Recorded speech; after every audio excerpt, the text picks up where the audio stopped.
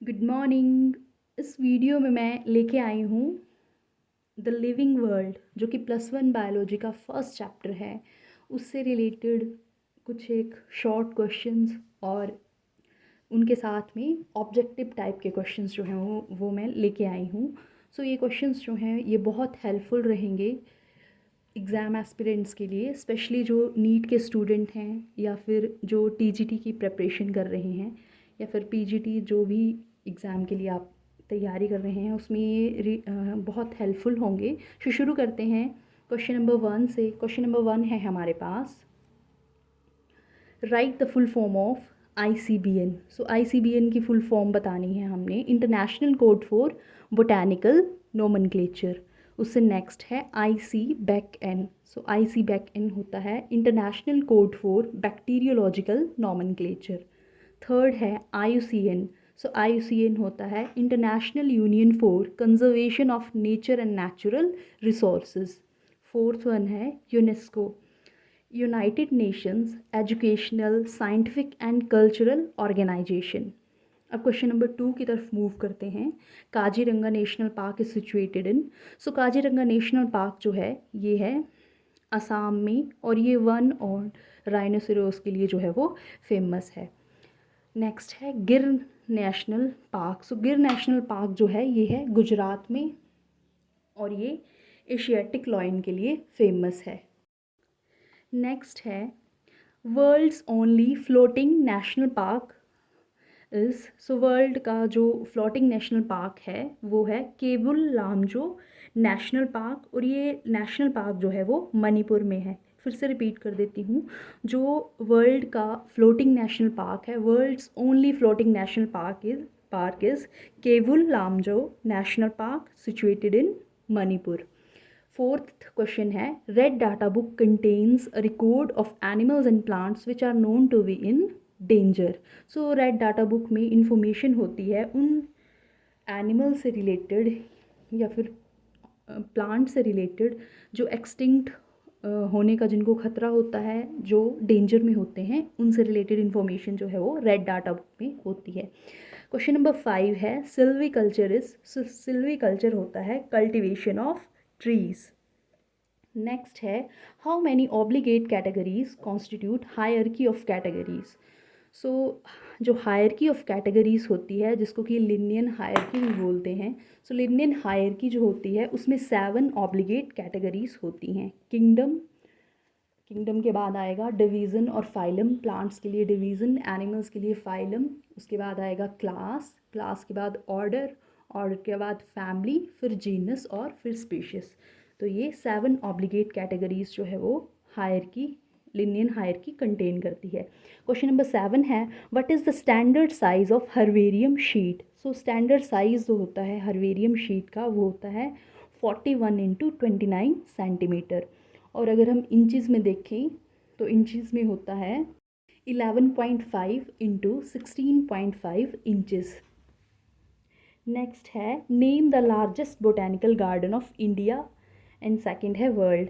So India का जो largest botanical garden है वो है इंडियन बोटैनिकल गार्डन शिवपुर होरा इन कोलकाता, और कोलकाता कहाँ पे है, वेस्ट बंगाल में।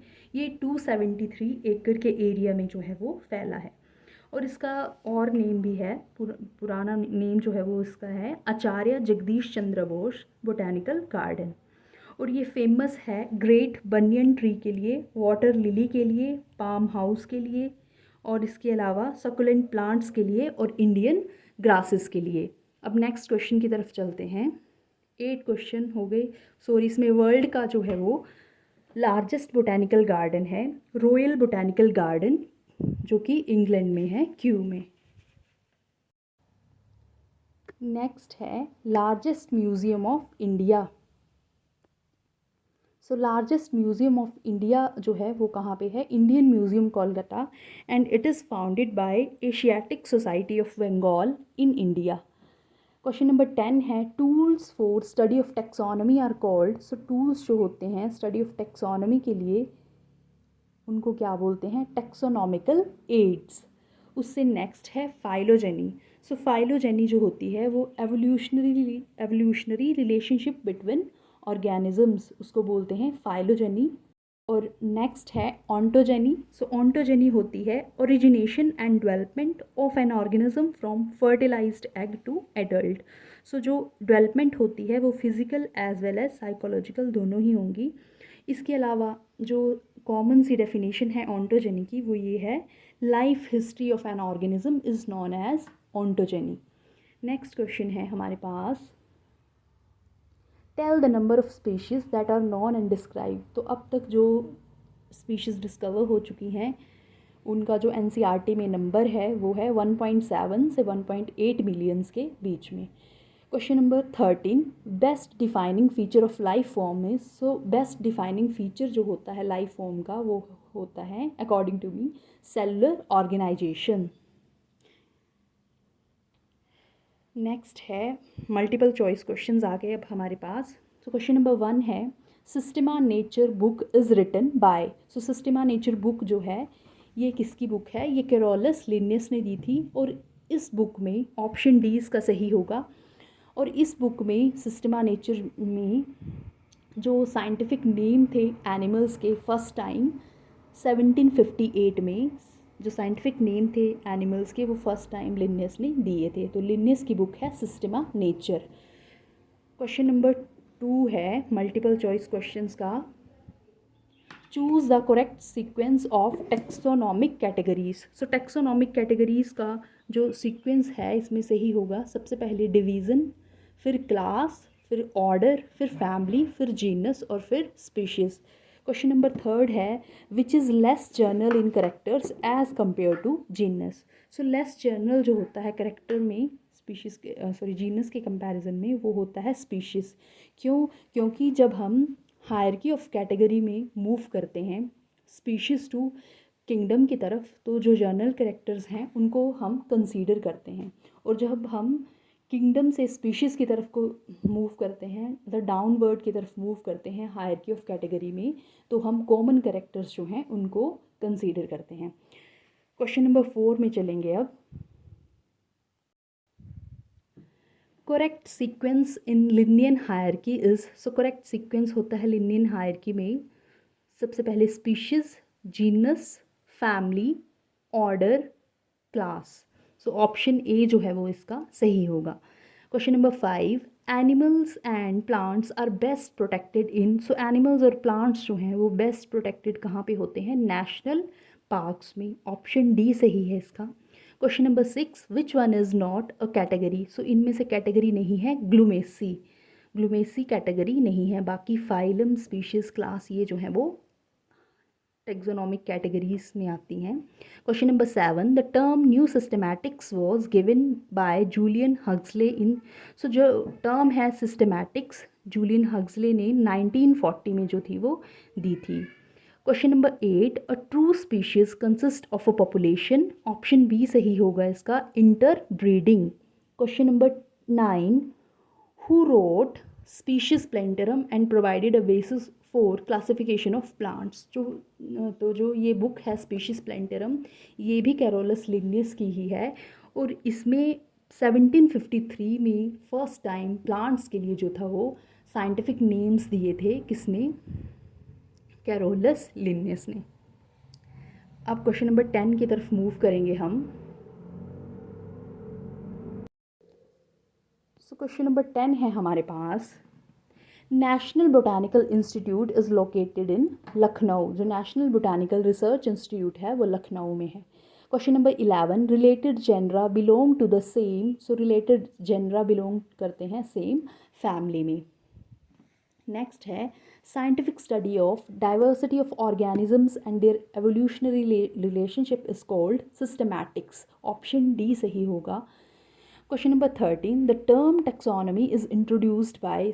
जो टर्म टेक्सोनॉमी है वो किसने दी थी, ये टर्म दी थी डी कैंडोल ने, AP डी कैंडोल ने। ऑप्शन ए सही है। और फादर ऑफ टेक्सोनॉमी जो हैं वो हैं कैरोलस लिनियस।